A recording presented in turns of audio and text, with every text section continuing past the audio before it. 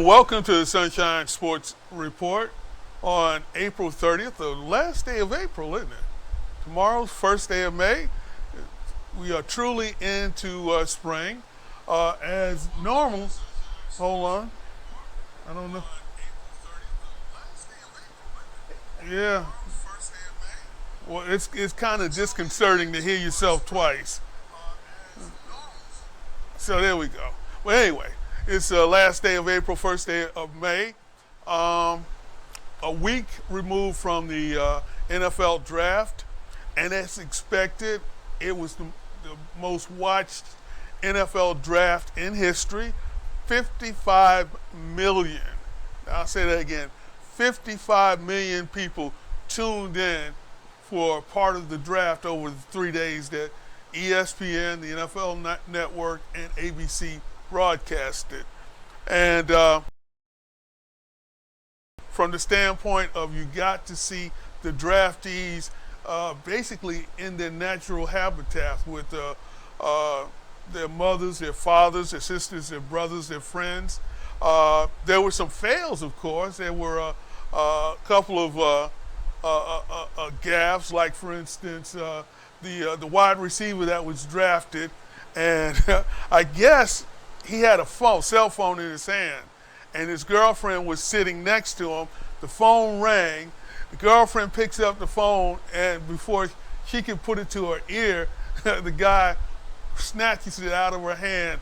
And, it's kind of like the deal of keep your cell phone face down all the time so you never know who's calling. So, who was it? It was the Oakland Raider? It wasn't a Raider fan, coach. Oh, it was the Arizona Cardinals coach that had the luxurious living room. You could, from his living room, you could look out at the side of his yard, and it looked like it was like the Taj Mahal. So there was all kinds of different things that went on as far as the draft was concerned. And during this time with no sports, it was refreshing to have something that was truly sports related. We talked sports, or at least the broadcast talked about sports. They talked about the replenishing of the teams in the NFL. Like we've said so many times before, the NFL is now a 12-month-a-year sports. Even if they're not playing games, they're planning for player procurement. They're planning for different staffs coming in. They're getting ready for off-season training. They're getting ready for the pre-season. There's something always going on in the NFL, and even though they don't really know when they're going to play a game, they don't know when training camp is going to start, there's always going to be something happening in the NFL. It's clearly America's sport. Now, turning to some local news, those of you who don't know where this broadcast originates from, it's coming from Jacksonville, Florida. And one of the Jacksonville Jaguar retirees got himself in some trouble, some major trouble. And we've been talking about Telvin Smith, myself, and Marlon for really months. Marlon always held out hope that Telvin, and Marlon, one of my co-hosts, Marlon thought that Telvin, although retired, there was a possibility that he was coming back to the Jaguars. I didn't think so. I thought that Telvin had some major legal issues or problems. Now, I didn't know what they were. In fact, they certainly weren't what they turned out to be. I was looking in a whole different area as to what his legal issues were. And as it turns out, Telvin was arrested just yesterday for, let me make sure I give the charges, the correct charges. Telvin Smith states he had sex with an underage victim, and it states for 4 times, at least 4 times. Former Jaguar linebacker Telvin Smith allegedly engaged in sexual acts with a minor on 2 occasions in August and September of last year in Queens Harbor home and his black Cadillac Escalade. He offered the minor money to keep quiet about it, according to the arrest warrant released by State Attorney Melissa Nelson's office Thursday, which was earlier today. Smith allegedly told the minor to tell others that he was acting as a mentor. Keep in mind that between the ages of 16 and 17, and Telvin at the time was either 28 or 29 years old during this whole deal. Smith allegedly asked, he was acting as a mentor. He told her to ask about why they were seeing one another. So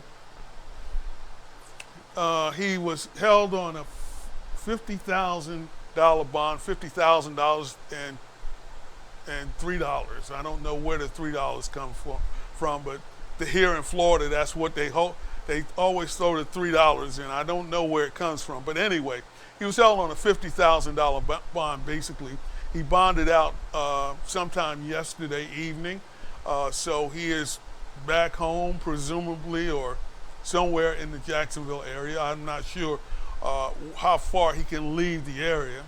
So this is kind of really it's a sad situation, if true, certainly for the victim. The victim not really old enough to make a decision like that, especially when it comes to a grown man. And for someone of Telvin's age, he should know better. He should know better. He shouldn't be out there allegedly doing this kind of thing. Now, keep in mind, he's only been charged with it. He has not been found guilty of anything, only that he is under indictment or will be under indictment for this alleged incident or incidents. So we'll keep you posted as to when the situation changes with Telvin. Like I said, a sad situation, and hopefully for Telvin, it's not true, and if it is true, then hopefully he will get what he deserves. Now, we did have the draft last week, and it was David Caldwell's 7th draft for the Jacksonville Jaguars. They had in total 12 different picks throughout the draft. I was surprised that they took 12 different players. I thought that having that many draft choices, or they would be able to maybe move up and get specific players. It looked like what they did was, what all of their 12 picks were, they filled in whenever their turn to draft or pick was, they just took a player that they felt filled a need. Like, for instance, their first draft pick was C.J. Henderson, cornerback. Of course, we know they needed a cornerback because they traded their best cornerback mid-season. Their other cornerback, they decided not to re. Back was indeed a position of need. So we knew at some point during the draft that they would address that. They addressed it with their first pick, which was number 9. Now, for me, there were probably better players available that they could have picked, which they also had needs for. For instance, Derek Brown, a defensive tackle. He was picked number 7, I believe. He went to he was picked number 7, I believe, and Javon Kinlaw, another defensive tackle. Although he was still on the board when the Jaguars picked at 9, he wasn't there when they got to pick number 20. Now, I know they signed a couple of free agent tackles, but to me, I think if you're going to rebuild or restructure, let's face it, that's what you're doing. You're starting a second-year quarterback, and your wide receiver, your best wide receiver, is in his third year, really.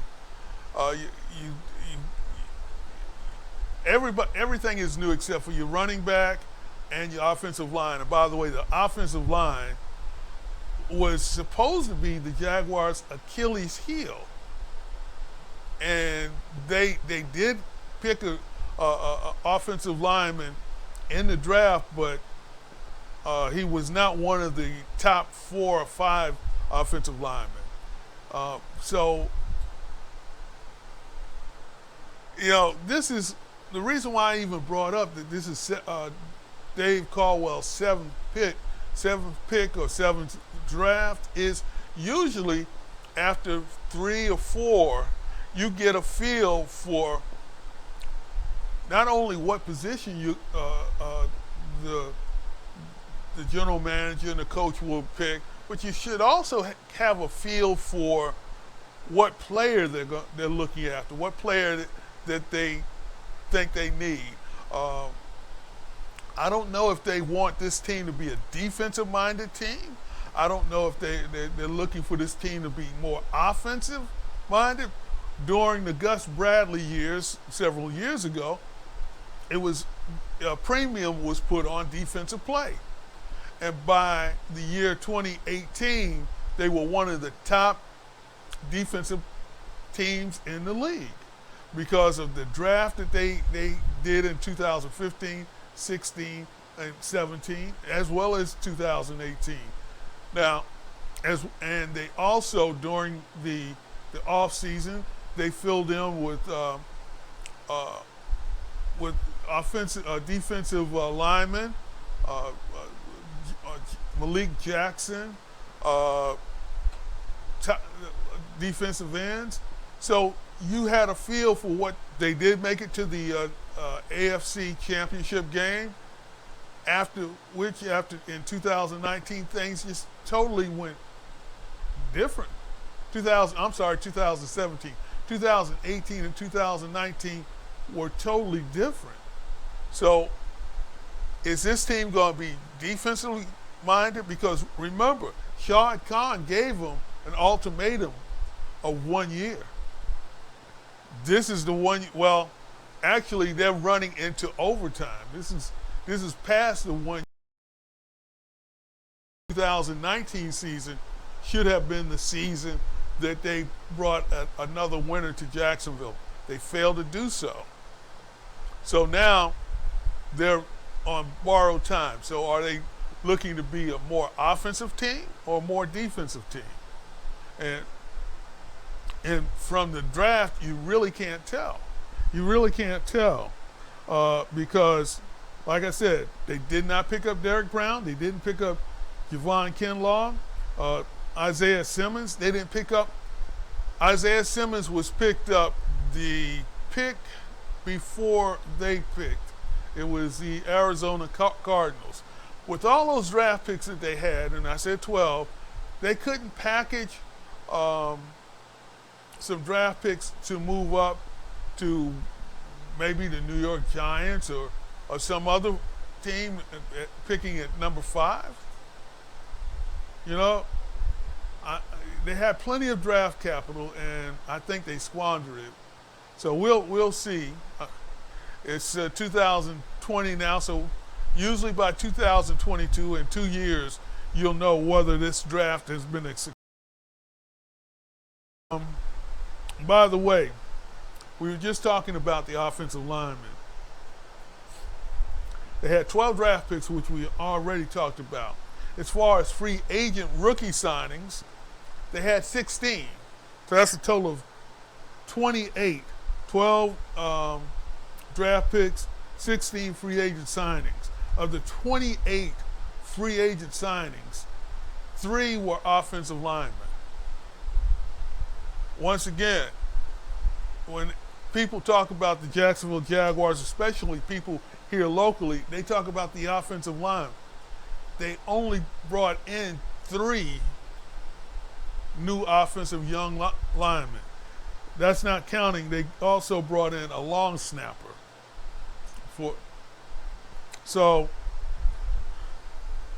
offensive line was not really, to my taste, was not actually looked at. They could have gotten Tristan Wirth. They could have gotten Mekhi Becton, Jedrick Willis. All were on the board at pick number 9, all of them. They could have packaged the number 20 and a third or second round draft to move up to pick up one of those guys after they picked up the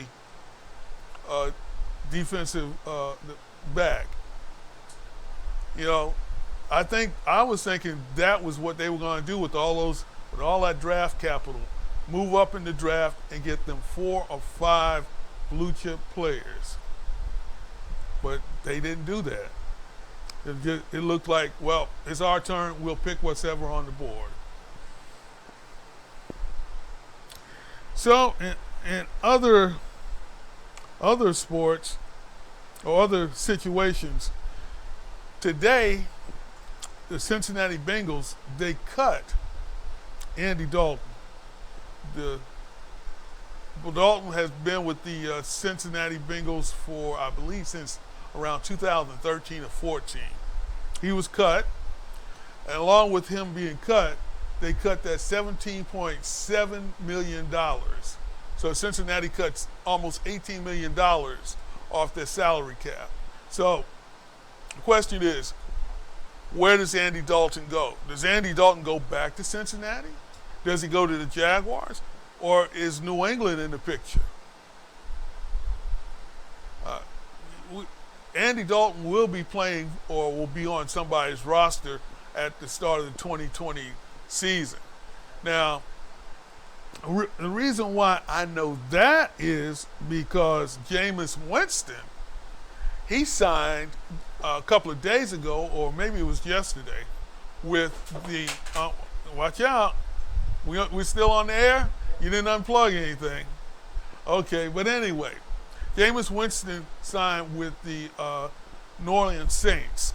And the Saints are my new favorite team, simply because they have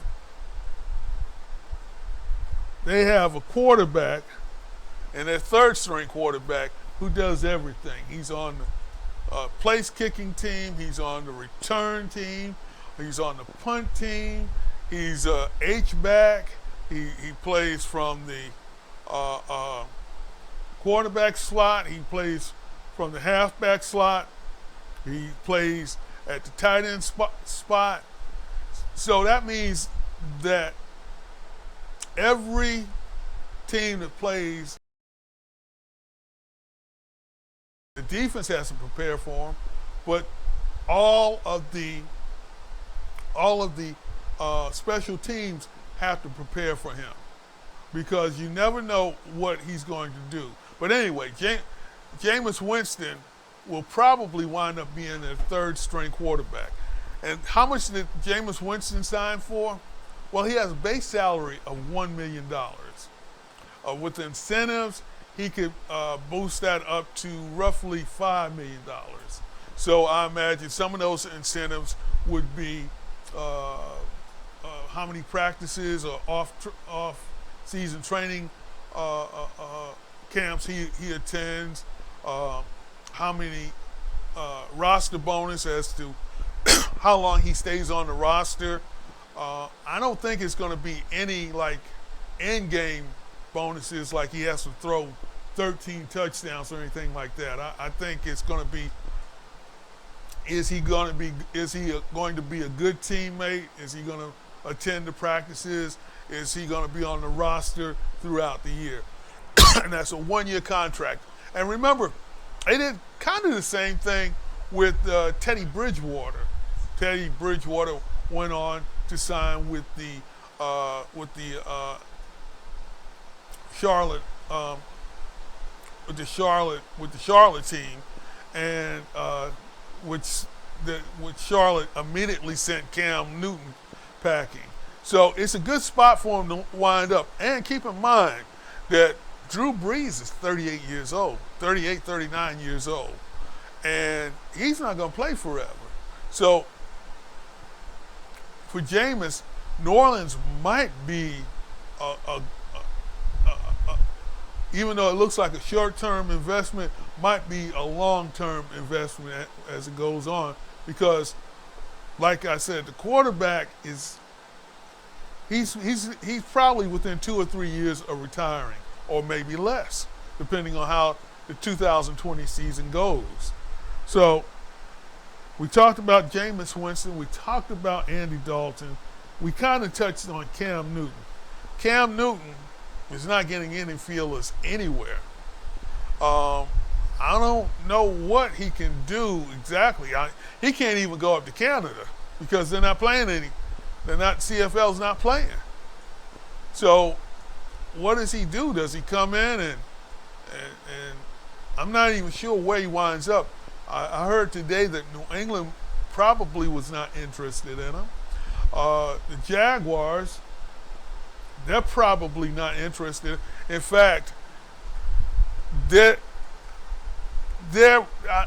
no body here in Duval County seems to be interested in other than Gardner Minshew, which I don't understand. But Cam Newton's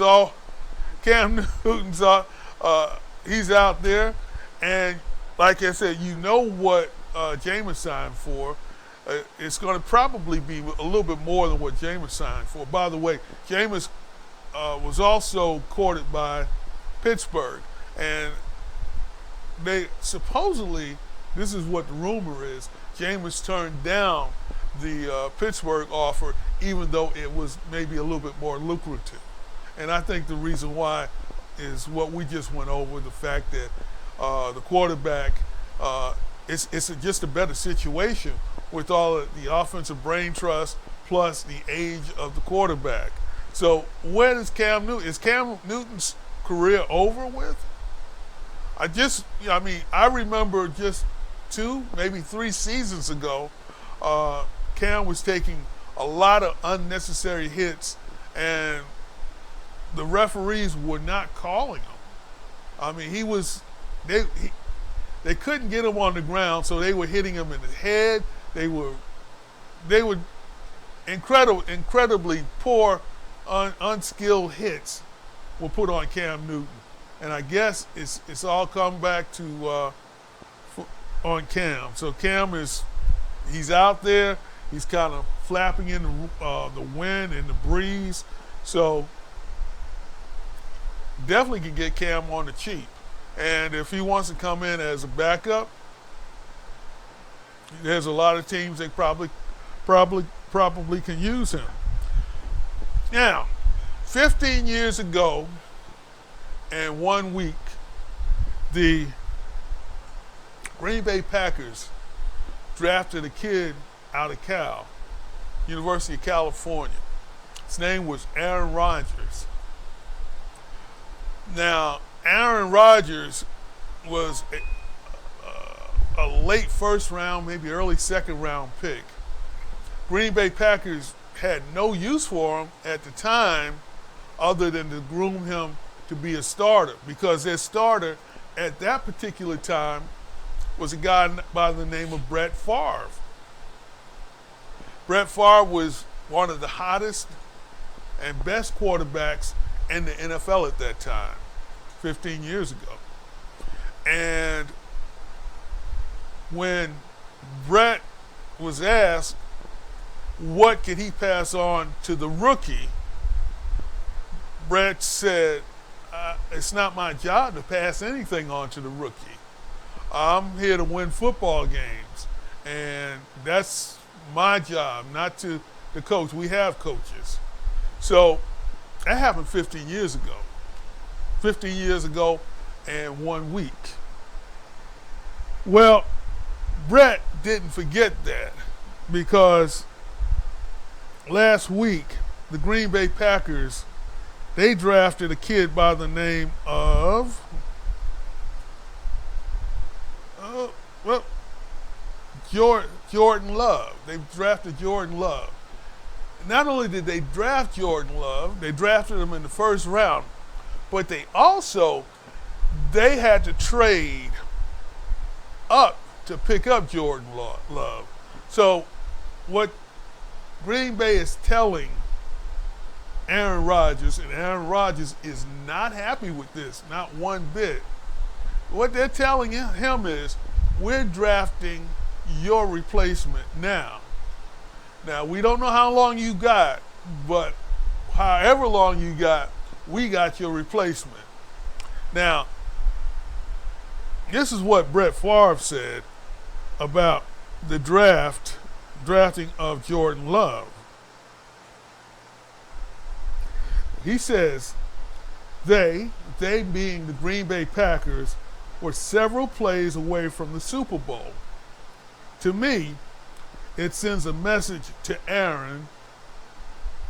We're preparing for our future first and deal with the present after. Now, let's invert those names. Instead of him saying Aaron, he could 15 years ago been saying the same thing about Brett. Brett, we're drafting for the future first with Aaron, and then we're going to draft for the present later. So Brett Favre wasn't happy about it at the time, and I think he finally had a chance last week, or actually early this week, to discuss and talk about how he felt 15 years ago. So there's been, well, it's not rumors, it's more, I guess, social media. Social media is now hyping the fact that in 2021, that somehow or another, the hoodie makes a trade with Green Bay to get Aaron Rodgers in New England. Now, I don't know if that'll happen, but it's been speculated. So we'll see, because Green Bay now has Aaron Rodgers' apparent heir on their roster.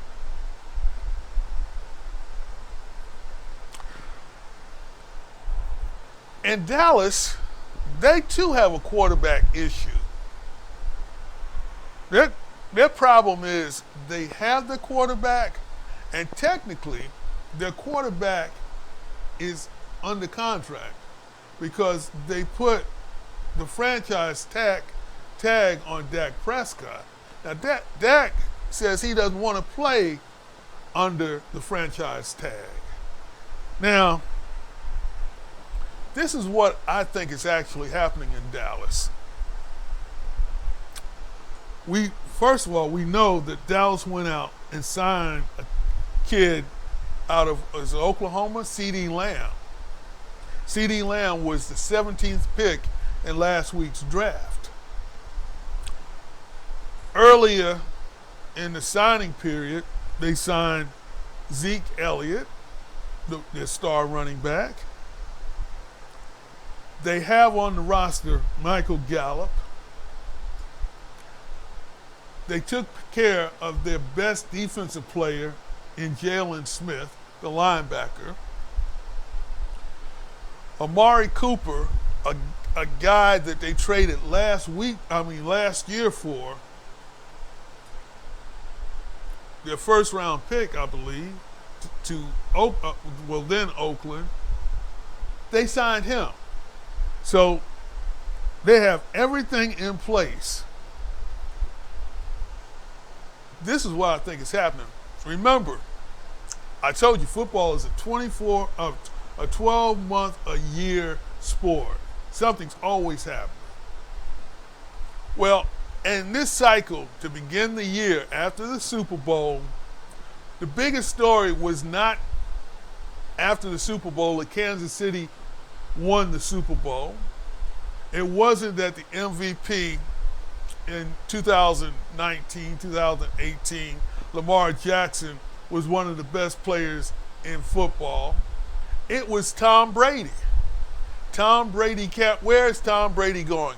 Is Tom Brady going to stay? Is Tom Brady going to stay in New England? Or is he going to play for the Raiders? Tennessee Titans, maybe? Maybe even the Tampa Bay Bucks? Or would he go someplace else other than those four teams? Well, that lingered on for a long time, a real long time. And finally, Tom Brady signs. He signs with the Tampa Bay Bucks. Once he signs with the Tampa Bay Bucks, that's big news all the way up to the draft. Well, now the draft is taking place. We know Tom is happy and sassy down there in Tampa Bay, breaking into folks' houses. But anyway, we know that story has gone away. You know what story hadn't gone away? The Dallas Cowboys and Dak Prescott. That story hadn't gone away. Jerry Jones is the ultimate. When I say ultimate, I mean he is the ultimate showman. Jerry Jones will sign Dak Prescott. He could have been signed him. And technically, when he put the franchise tag on him, but what he's doing is he's keeping the Dallas Cowboy name, the Dallas Cowboy franchise in the news. Where's Dak Prescott going? He's not going anywhere. He's already, the Jones family, his son Steven and Jerry, they signed everything that Dak needs to be successful. They've shored up the defense, the players that they needed to re-sign offensively, they've re-signed. In fact, they went out and they made the wide receiver, CeeDee Lamb, their first priority, unlike what Green Bay did instead of going to get a quarterback. You don't hear of any quarterbacks going to Dallas. All you hear about is when is Dak going to sign. Dak will sign when Jerry gets tired of the news cycle and he wants to make some more news somewhere else. So Dak is not going anywhere. Dak is right now, what's good for Dak and good for the Dallas Cowboys is good for Jerry Jones. He is the ultimate, like I say, the ultimate showman. Now, week before last, I know there was like 6 million people that watched The Last Dance. That was the first 2 episodes of the Michael Jordan special. I thought that the special was going to be about the Chicago Bulls. And it technically is about the Chicago Bulls, but it's more about Michael Jordan than the Chicago Bulls. Now, I didn't get the ratings for this last 2 installments, episodes 3 and episodes 4. Now, what I took away from episodes 3 and episode 4 is this is the one that they concentrate on Scottie Pippen a little bit on. They also concentrate a little bit on Dennis Pistons and some other teams. What I took from this is you always hear in the media, sports radio, you always hear it, is the chemistry in the locker room, the chemistry in the clubhouse. Excuse me. No matter what sport it is, it's always got to be chemistry. There wasn't any chemistry in the Chicago Bulls locker room to speak of. I'm not saying that they didn't get along with one another, but what I am saying is the general manager was at odds with his 2 best players. general manager didn't much really care for the coach. And the general manager said, you know what? You won 5 championships. You won 5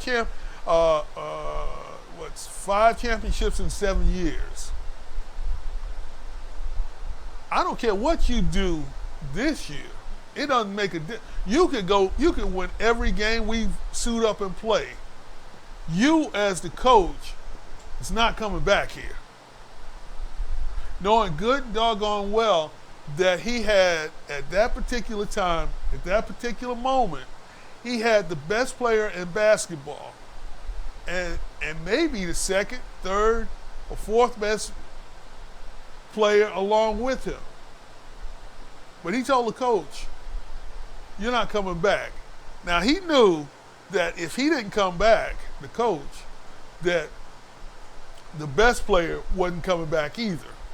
He also knew that the second best player on the team was in his final year. And he was already at odds with him. So he would, under hardly any circumstances, was the second best player going to come back unless the coach came back, unless the best player came back. And guess what? Out of all of that, let's throw in the injury too. Let's throw in the injury. Scottie Pippen is the second best player I'm talking about. Scottie was injured for 20 to 30 games. The Bulls started out terribly. But because they had a will to win, and really the locker room was a shambles, it meant really nothing. The thing they had was talent and want to. They still went out and they made it to the NBA Finals and won the Finals. So when you hear of people saying, well, the locker room just is not conducive to winning championships. If you put good players on good teams and you have a good coach or a manager or whoever is the leader of the team, you can still win championships. I'll give you a couple of examples. In baseball, the 1970s Oakland A's, I'm not saying that they were mortal enemies, but they had their arguments, their blow-ups. In that same decade, the late 1977, 78, 79 New York Yankees, they were so bad as far as the locker room was concerned, they called it the Bronx Zoo. So don't talk about chemistry. The chemistry just isn't there. We got to do this, and we got to add this player. We got to take this player out. That's what I took from The Last Dance. If you're committed to winning, no matter how bad the situation is, and if you got the right people, key people like the coach, and you have the talent, you can win. And chemistry, be damned. And that's what I'm taking from the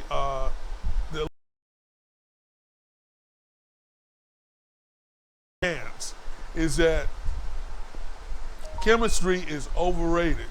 Talent is what wins it. Now I got that out of my system.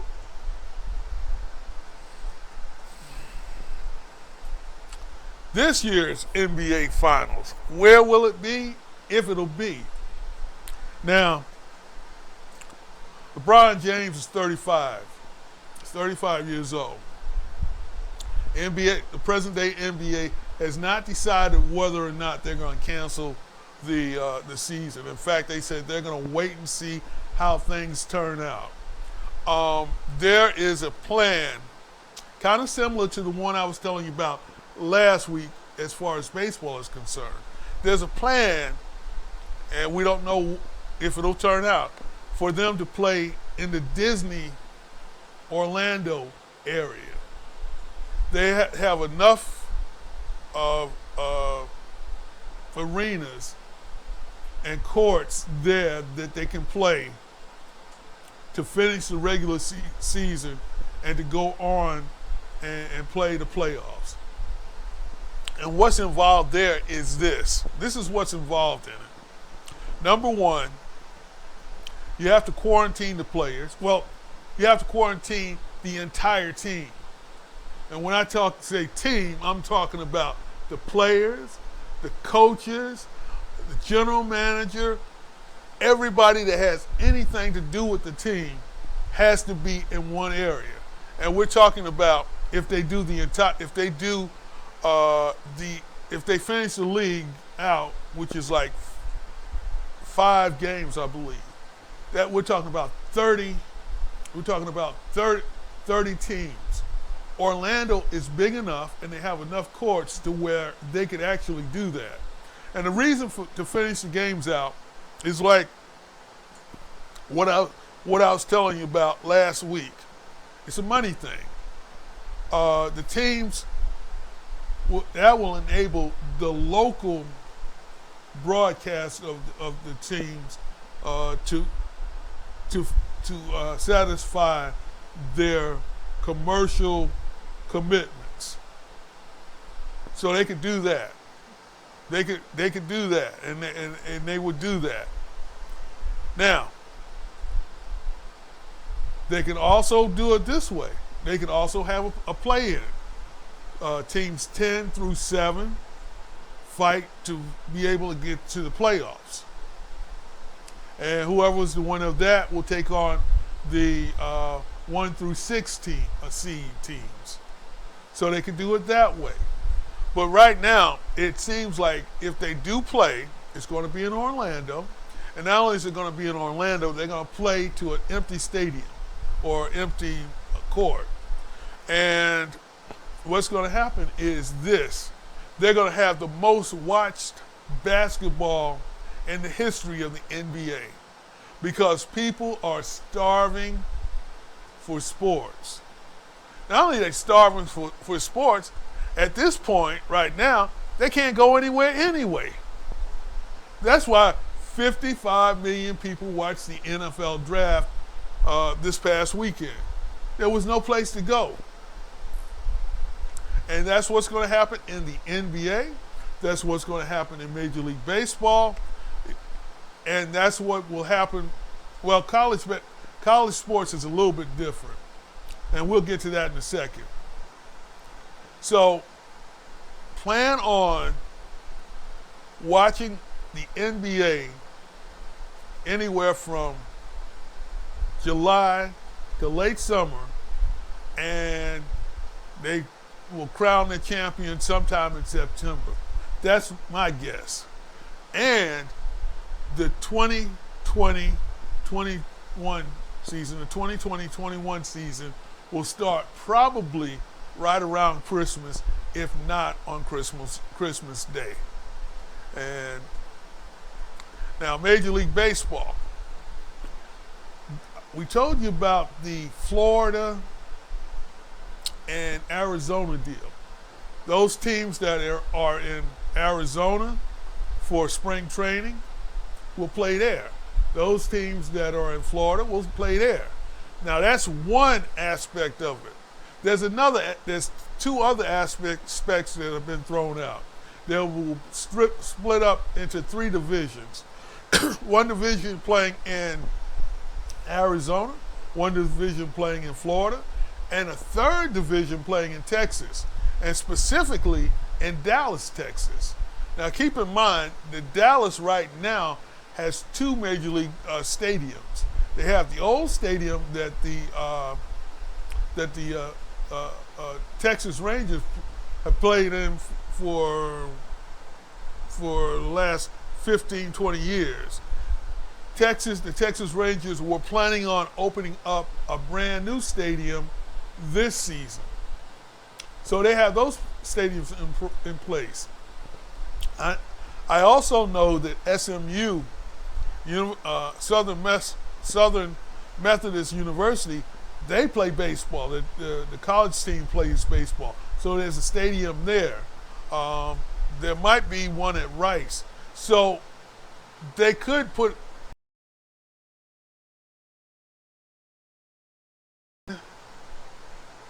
Texas. So that would be the Texas, Arizona, and Florida model. And then there's a third model. And that third model is really similar to the one we were talking about as far as the NBA playing in, where they would play in the Orlando Disney area. But Major League Baseball would play their games in Arizona. Every team would play, all 30 baseball teams would play their games in Arizona. The stadiums are within like 5 to 50 miles of one another. They were also talking about doing double headers, and those double headers would be 7 innings long. So instead of playing one 9-inning game, sometimes they would play 2 7-inning games. And by the teams being so close together, it might be that the Yankees play the Braves at 1 o'clock.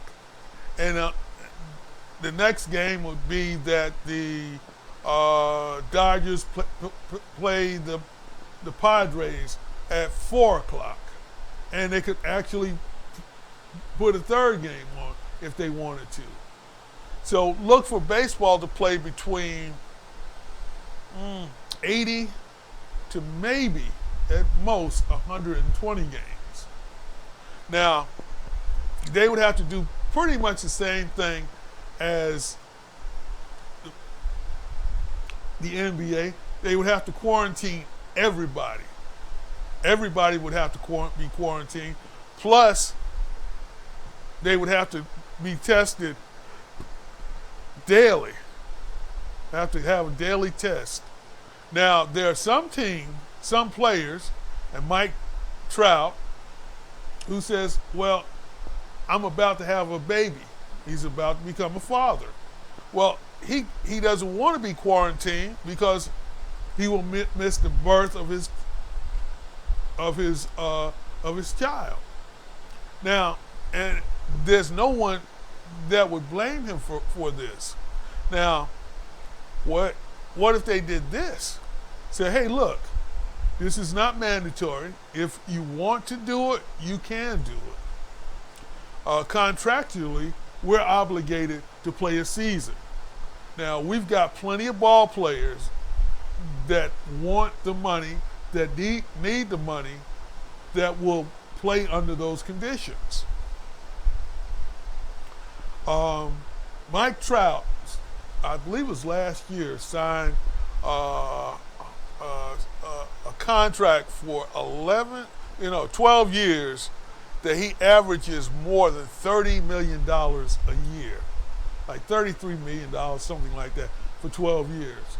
So if Mike Trout didn't want to play the 2020 season, the Los Angeles Angels probably would be happy not to have to pay that $33 million, because right about now, they're happy not to pay the $33 million. So and keep in mind this, there are hundreds of minor league players not playing right now and may not even have a season. They're waiting for the major league teams to decide when they want to play, how many people they want on the roster. So those minor league players aren't making a dime. Now, some of them signed bonuses. So those are usually your early round picks, first and maybe second round picks. But once you get past the second round, well, there are no bonuses. you make your money when you play. So contractually, they've got Major League Baseball has to play, but nowhere does it say that Mike Trout or I don't know who is Aaron Judge has to play. It just says that the New York Yankees will play games. The Los Angeles Angels will play X amount of games. Now, is this ideal situation? No, but we're not in ideal situations.